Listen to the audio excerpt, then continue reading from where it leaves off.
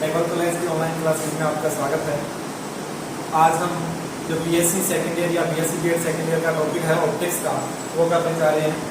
तो सबसे पहले जब अपने जो ऑप्टिक्स का फर्स्ट यूनिट है वो आपके पास है ज्योमेट्रिकल ऑप्टिक्स। सबसे पहले तो अपने ये देखेंगे कि ऑप्टिक्स होती क्या है। ऑप्टिक्स में क्या आता है? ऑप्टिक्स में जैसे अपने लाइट से भी जानते हो, कोई भी चीज अपने दिखाई देती है वो सिर्फ लाइट के कारण दिखाई देती है, प्रकाश के कारण दिखाई देती है। तो उस लाइट का जो भी अपने अध्ययन करेंगे उसके लिए एक फिजिक्स के अंदर ब्रांच बनाई गई है, उस ब्रांच को अपने कहते हैं ऑप्टिक्स।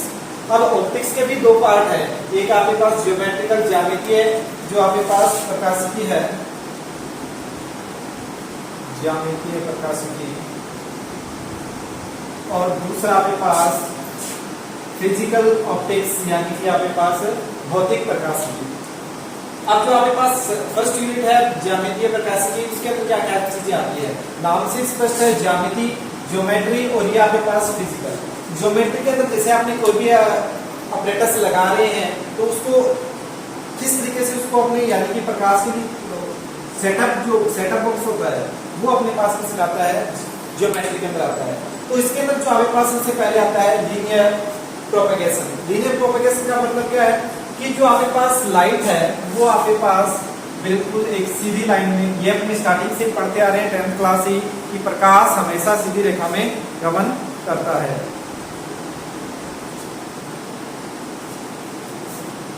प्रकाश हमेशा सीधी रेखा में गमन, ये इसका जो इसकी प्रॉपर्टी है उसको अपन कहते हैं रेखीय संचरण यानी कि लीनियर प्रोपेगेशन। तो इसका कारण भी अपने अभी पढ़ेंगे, जो इस ज्योमेट्रिकल ऑप्टिक्स है उसके बाद आपने पढ़ेंगे किस तरीके से लाइट आपके पास प्रोपेगेशन होता है। सबसे पहला टॉपिक भी अपना यही होगा।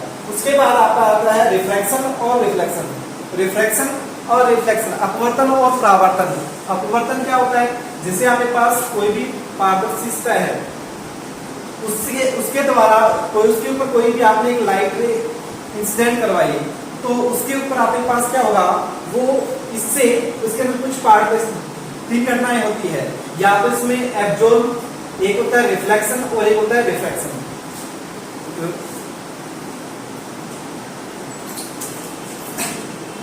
देखिए, तो आपके पास यदि यहाँ से लाइट यहाँ पर इंसिडेंट हुई और इंसिडेंट होने के बाद अगर वो आपके पास उसी मीडियम के अंदर वापस आ जाती है तो उसको अपने बोलते हैं रिफ्लेक्शन यानी कि परावर्तन।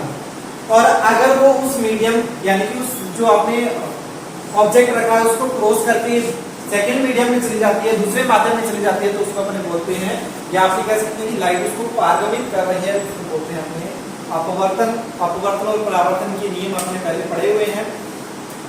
अब आपके पास जो सेकंड आता है फिजिकल ऑप्टिक्स, उसके अंदर भी आपने देखते हैं कि आपके पास क्या होता है कि लाइट को अपने प्रोडक्शन उसका किस तरीके से कर सकते हैं, उसका उत्पादन किस तरीके से किया जा सकता है, ये आपके पास फिजिकल यानी कि जो अपने लाइट आ रही है उसको अपने कैसे प्रोड्यूस करेंगे, अपने किस प्रकार से कर सकते हैं, लाइट को जनरेट किस तरीके से कर सकते हैं। और उसके बाद इसकी नेचर किस तरीके से होती है। लाइट की नेचर का मतलब कि आपके पास इसकी जो ड्यूल नेचर बताई थी, डी ब्रोगली ने इसकी तरंग गति और आपके पास कणीय गति नेचर पे तरंग और कण, यानी कि आपके पास जो नेचर होगा लाइट वो आपके पास किस तरीके से, अपनी ये कहते हैं कि जो लाइट होती है वो एक एनर्जी के पैकेट होती है, तो वो आपके पास एटॉमिक स्ट्रक्चर हो जाएगी, या आपके पास जो इसके अंदर इंटरफेरेंस या डिफ्रैक्शन जो इसकी प्रॉपर्टीज आता है वो इसके अंदर क्या आती है? वेव प्रॉपर्टी होती है। तो अपने कह सकते हैं कि जो लाइट है नेचर है उसकी आपके पास ड्यूल नेचर होती है, वेव प्रकृति होती है। इसी का आपने जो भी इसका अध्ययन करना है वो अपने किसी करेंगे फिजिकल ऑप्टिक्स में करेंगे। कहाँ पर होती है सभी का इसका एक्सप्लेन होता है कि अपने बता सकते हैं कि कणीय प्रकृति क्यों प्रदर्शित हो रहा है। जैसे यहाँ पर अपने परावर्तन की बात की जा रही है, तो यहाँ पर अपने बताएंगे कि यहाँ पर लाइट की कौन सी प्रॉपर्टीज है, यानी कि परावर्तन किसके होगा? कण कोई भी टकरा करके वापस आता है, टकराने का मतलब है कि इसके अंदर कौन सी प्रॉपर्टीज है, उसके अंदर आपके पास एटॉमिक नेचर है। उसके बाद इमिशन, आपने ब्लैक बॉडी रेडिएशन पढ़ा होगा, नहीं तो नाम सुना होगा। आपने इमिशन का मतलब ये है कि लाइट कहाँ से उत्सर्जित, आपके पास कोई भी पहले आपने एब्जॉर्ब कर दिया लाइट को, उन्हें देखते हैं कि जैसे लोहे की वस्तु को अपने गर्म करते हैं, या गर्म करने पर वो क्या होती है? बिल्कुल लाल हो जाती है। उसके बाद वो क्या करते हैं? लाइट को धीरे धीरे इमिट करके, प्रकाश को उत्सर्जित करके वो अपने पास क्या करते हैं? एनर्जी को लॉस कर लेती है। तो अपने कह सकते हैं कि जो आपके पास लाइट होती है वो क्या होती है? एनर्जी का पैकेट होता है, ऊर्जा का आपके पास पैकेट होता है। उसके बाद व्यतिकरण आपके पास दो या दो से ज्यादा तरह के मिल करके आपके पास जो इंटरफेरेंस दिखाती है उसका भी अपने आगे पढ़ेंगे। विवर्तन किसी भी आपके पास दक्षिण किनारों से टकरा करके, पोलराइजेशन यानी कि उसका जो वेव की जो मोशन है वो किस तरीके से है, यानी कि आपके पास परपेंडिकुलर है, उसके डायरेक्शन में उसको अलग अलग करना आपके पास रहता है, पोलराइजेशन कर रहा है। ये तो आपके पास जो लाइट की मेन प्रॉपर्टी थी वो आपके पास इसका बेसिक था, जो अपने ऑप्टिक्स ज्योमेट्रिकल ऑप्टिक्स को स्टार्ट करने से पहले कर रहे हैं। इसके बाद ये आपके पास सारे ये तो अपने पास पढ़े हुए हैं, इनको आगे एक्सप्लेन करेंगे किस तरीके से होता है। और अभी जो अपना नेक्स्ट टॉपिक है वो आपके पास है फर्मेट प्रिंसिपल, फर्मा का नियम। वो भी आपके पास लाइट के लिए है, और लाइट के लिए क्या बताता है वॉल्यूम में किस तरीके से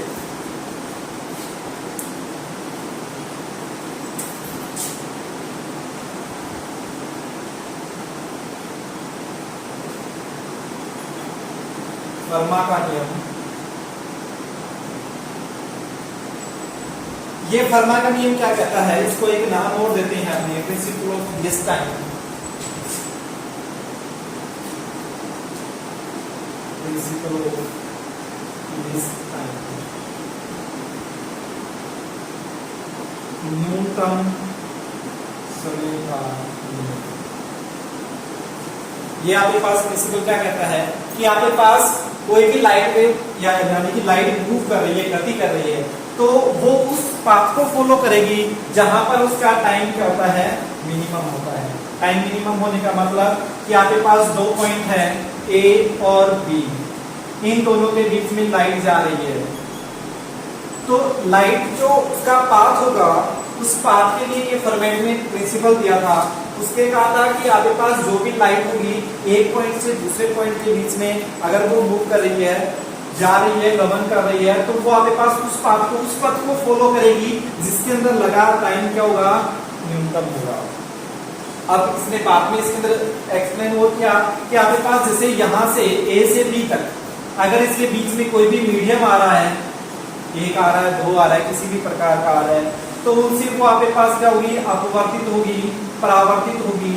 लेकिन जैसे ही वो बी तक पहुंचेगी तो इसके अंदर आगे इसके अंदर बीच में कोई भी घटनाएं हो सकती है। अपने को क्या है, दो पॉइंट की बात करनी है, कैसे पहुंच रहा है वो अपने बात करें कि कौन से पाथ को फॉलो कर रहा है। ये पाथ को फॉलो करने के लिए फॉर्मेट ने प्रिंसिपल दिया था, जिसको फर्मा का नियम कहते हैं, लिस्ट टाइम का नियम कहते हैं। जो आपके पास ये कहता है कि ए से बी तक जा रहे हैं, तो इसके लाइट के अंदर बीच में आपको अपवर्तित हो रही है, परावर्तित हो रही है, लेकिन बी तक पहुंचेगी तो उसको टाइम क्या लगेगा, न्यूनतम लगेगा। यानी कि वो उस पथ पर गमन करेगी जिस पर लगा समय क्या होगा, न्यूनतम होगा। ये आपके पास फॉर्मेट प्रिंसिपल था। फॉर्मेट प्रिंसिपल समझ रहा है, इसके अंदर था दो पॉइंट के बीच में ए और बी, और इन दोनों के बीच में कोई भी लाइट है वो आपके पास क्या हो रही है, प्रोपेगेट कर रही है। तभी अपने कहते हैं कि जो आपके पास न्यूनतम पथ होगा वो आपके पास क्या होगा, सीधी रेखा होगा। इसलिए क्या कहते हैं कि प्रकाश सीधी रेखा में गमन करता है। ये आपके पास है जो आपके पास है फर्मा का नियम था। लेकिन फर्मा का नियम यहाँ तक खत्म नहीं हुआ, ये तो इसने दे दिया न्यूनतम समय का नियम, लेकिन कुछ कंडीशन के अंदर देखा गया कि जो आपके पास एक पाथ से दूसरे पॉइंट के, यानी कि जो लाइट होती है वो एक पॉइंट से दूसरे पॉइंट के ऊपर जा रही है, तो जो लिस्ट टाइम न लेकर के, न्यूनतम समय न लेकर के अधिकतम समय वाले पथ को फॉलो करती है। ये इसके अंदर इसमें गलत नहीं है नियम। आप ये सोचे सर पहले तो ये कह रहे थे कि आपने बिल्कुल न्यूनतम समय का नियम दिया है, बाद में ये कह रहा है कि न्यूनतम भी हो सकता है और कुछ कंडीशन के अंदर अधिकतम भी हो सकता है। ये कंडीशन देखी गई तो फिर इसने नियम को चेंज किया। ध्यान रहे कि ये आपने नियम जो पहले दिया गया था वो न्यूनतम समय के लिए दिया गया था। इसको भी प्रूव करके देंगे कि आपके पास अधिकतम समय कैसे लगता है। तो आपके पास लिस्ट टाइम तो पहले देखा गया, उसके बाद में कुछ एग्जांपल के अंदर, कुछ कंडीशन के अंदर ये आपके पास मैक्सिमम टाइम ले रहा था। मैक्सिमम टाइम लेने के कारण बाद में इसको नियम को चेंज किया गया। वो किस तरीके से चेंज किया गया देखिए हमें।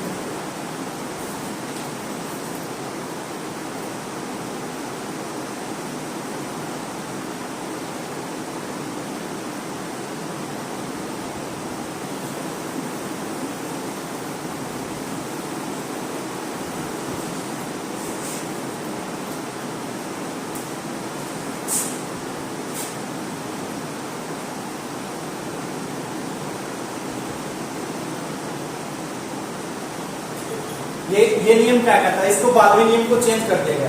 ये कहता है कि जो आपके पास दो पॉइंट है, इन दोनों पॉइंट के बीच में कोई भी लाइट आपके पास अपवर्तन, परावर्तन या आपके पास किसी भी ऑप्टिकल एक्टिविटी है उसको दर्शा करके ए से बी पॉइंट तक जाती है, तो उसके बीच में जो उस पथ के द्वारा तय किया गया समय है वो आपके पास न्यूनतम या अधिकतम या स्थिर हो सकता है, परंतु क्या होगा, उसका चरम मान होगा, एक्सट्रीमम वैल्यू होगी। इसका क्या मतलब है, एक्सट्रीमम वैल्यू होगी। वो ये कह सकता है कि न्यूनतम हो सकता है, अधिकतम हो सकता है, स्थिर हो सकता है, कांस्टेंट हो सकता है, मैक्सिमम हो सकता है, मिनिमम हो सकता है, लेकिन क्या होगा, चरम मान होगा। पहले उसने देखिए, अब इसको दोनों में ध्यान से समझना बहुत ही आसान सा नियम है। पहले उसने ये कहा था है वो भी सही, वो ये कहता है कि आपके पास ए से बी तक जाने में लगा समय न्यूनतम होगा, यानी कि लाइट उस पाथ को फॉलो करती है, इसके अंदर ए से बी तक जाने में लगा समय न्यूनतम हो तो सीधी रेखा में चल जाएगा, ये बिल्कुल सही है। लेकिन कुछ कंडीशन के अंदर देखा गया कि जो टाइम है वो मैक्सिमम भी लग रहा था, यानी कि जो लाइट उस पाथ को फॉलो कर रही थी जहां पर टाइम क्या लग रहा है, मैक्सिमम लग रहा है, तो इसने अपनी डेफिनेशन को चेंज कर दिया। जैसे क्या कि आपके पास ए से बी यानी कि दो पॉइंट के बीच में यदि प्रकाश गति कर रहा है तो वो अपवर्तन और परावर्तन के पश्चात जो उस पाथ को फॉलो करेगा जिसके अंदर लगा समय न्यूनतम या अधिकतम या स्थिर हो, परंतु क्या होगा, चरम मान होगा, एक्सट्रीमम वैल्यू होगी। आपने मैथ के अंदर पढ़ा होगा, जो एक्सट्रीमम वैल्यू होती है, चरम मान निकालते हैं, उसका क्या कंडीशन होती है, उसके लिए आपको जो उसका डेरिवेटिव है वो बराबर 0 रखते हैं, तो यानी कि इसका जो डेरिवेटिव आएगा वो बराबर 0 का, उसका चरम मान होगा, एक्सट्रीमम वैल्यू होगी। ये आपके पास परमेट प्रिंसिपल था। अब इसको दोबारा समझ सकते हैं कि आपके पास ये जो दोबारा देख लीजिए लास्ट डेफिनेशन परमेट प्रिंसिपल की। परमेट प्रिंसिपल की जो लास्ट में डेफिनेशन दी गई वो क्या थी कि आपके पास लाइट दो बिंदुओं के बीच में संचरित हो रही है, तो अपवर्तन या परावर्तन के पश्चात उस पथ को फॉलो करेगी जिसके अंदर लगा समय न्यूनतम या अधिकतम या स्थिर हो, परंतु क्या होगा, एक्सट्रीमम वैल्यू का चरम मान होगा। ये अपने कहते हैं फर्मेट प्रिंसिपल। अब आपने इसको प्रूव करेंगे कि किस तरीके से वो आपके पास क्या होगा, इसकी एक्सट्रीमम वैल्यू होगी, मैक्सिमम मान होगा। इसके लिए आपने देखते हैं कि आपके पास ये दो पॉइंट लेते हैं, ए बी, उसके बीच में पथ लेते हैं, डिस्टेंस लेते हैं, इस तरीके से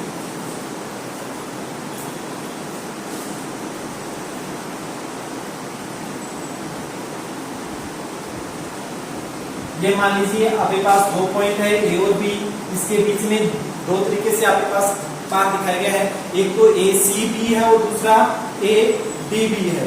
अब इसका जो आपके पास मान लीजिए मीडियम का रिफ्रैक्टिव इंडेक्स न्यू है, इसका रिफ्रैक्टिव इंडेक्स कितना है, न्यू है, और इसके अंदर आपके पास कोई भी एक स्मॉल एलिमेंट ले लिया डिस्टेंस का ds। अब इसका अपने क्या करेंगे, अध्ययन करेंगे कि जो आपके पास ds है वो किस तरीके से कर रहा है। अब आपके पास दो पाथ है, कौन कौन से, ए सी बी और आपके पास ए डी बी।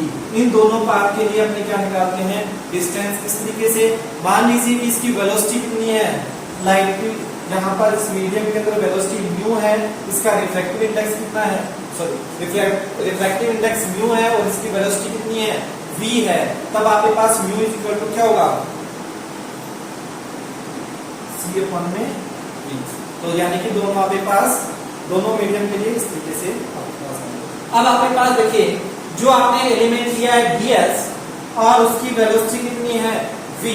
आपने ये रिफ्रैक्टिव इंडेक्स मीडियम का लिया म्यू, इसके अंदर लाइट की वेलोसिटी आपने ली है v और आपने डिस्टेंस कौन सी मेजर करनी है, ये जो आपने एक एलिमेंट लिया है ds। अब कोई भी एक लाइट वेव होगी, उसको ds दूरी तय करने में समय कितना लगेगा, ds बाई v, इतना समय लगेगा। अब आपके पास a से b तक अगर जाना है तो आप इसका क्या कर दोगे, इंटीग्रेशन कर दोगे। अब आपके पास ये जो v वेलोसिटी है, आपके पास क्या था, मीडियम का रिफ्रैक्टिव इंडेक्स म्यू था, तो यहां से आपके पास, और c आपके क्या होता है, कांस्टेंट वैल्यू किसकी, लाइट की, और v की वैल्यू अपने किसके रूप में रख देंगे, यहां से v इज इक्वल टू कितना हो जाएगा, c अपॉन में वो वैल्यू अपने यहां पर रख देंगे, ds, और ये आपके पास c और ये आपके पास किसका पाथ आ गया, a से b तक का। ए से बी तक का टोटल पाथ आ गया आपके पास कौन सा, ए से बी तक। अब इसके अंदर देखिए सी कांस्टेंट है और अब अपने पास जो सी कांस्टेंट है तो इसका जो डेरिवेटिव आएगा ए बी का, अभी अपन ने बताया था ना कि इसका जो वैल्यू क्या होती है, अधिकतम यानी कि एक्सट्रीमम वैल्यू होती है। एक्सट्रीमम वैल्यू के लिए आपके पास इसको डेरिवेटिव आएगा ए से बी तक का, वो आपके पास कितना आएगा mu ds by C is equal to कितना हो जाएगा 0। यहाँ से अगर अपने करते हैं तो सी कांस्टेंट है, म्यू ds आपके पास कितना हो जाएगा 0। अब आपके पास यहाँ पर डेरिवेटिव 0 है, म्यू कांस्टेंट है तो आपके पास ds की वैल्यू 0 है, इसका डेरिवेटिव 0 है, ये आएगा, ये डेरिवेटिव आएगा, डेरिवेटिव बराबर 0 होगा। जो प्रिंसिपल अधिकतम मान के लिए इसका डेरिवेटिव क्या होगा 0। अगर इसका डेरिवेटिव 0 है तो इन दोनों के बीच की डिस्टेंस आपके पास क्या हो जाएगी, इसकी वैल्यू कितनी आ जाएगी, म्यू ds की वैल्यू a से b तक एक्सट्रीमम वैल्यू आ जाएगी, चरम मान आ जाएगा। ये आपके पास क्या था इसकी वैल्यू का, तो जो आपके पास जो मीडियम के लिए दिएगा। दोबारा देखिए इसको, आपने कहा था a और b आपके पास 2 पॉइंट है, 2 पॉइंट के बीच में आपको क्या करना है, प्रिंसिपल जो आपने फॉर्मेट प्रिंसिपल था वो ये कहता है कि 2 पॉइंट के बीच में लाइट को क्या करता है, इस समय न्यूनतम लग सकता है, अधिकतम लग सकता है या वो स्थिर हो सकता है लगा समय, लेकिन उसका जो आपके पास वैल्यू आएगी वो मान आपके पास क्या होगा, एक्सट्रीमम वैल्यू होगा। एक्सट्रीमम वैल्यू का मतलब कि आपके पास शिखर मान होगा, चरम मान होगा।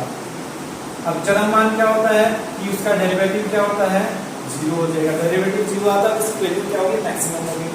अब जो अपने डेरिवेटिव इसका निकाले डिस्टेंस का, इस डिस्टेंस को निकालने के लिए आपने एक स्मॉल एलिमेंट ले लिया, कौन सा ds, जिसकी लेंथ कितनी है ds, और आपके पास इसका रिफ्रैक्टिव इंडेक्स कितना है म्यू, और लाइट की वेलोसिटी कितनी होती है c, और इस मीडियम के अंदर माना कि लाइट की वेलोसिटी कितनी है v, तो ये तो अपनों ने मानी है v, और ये आपके पास मीडियम के लिए है और ये आपके पास वैक्यूम के लिए है लाइट की वेलोसिटी।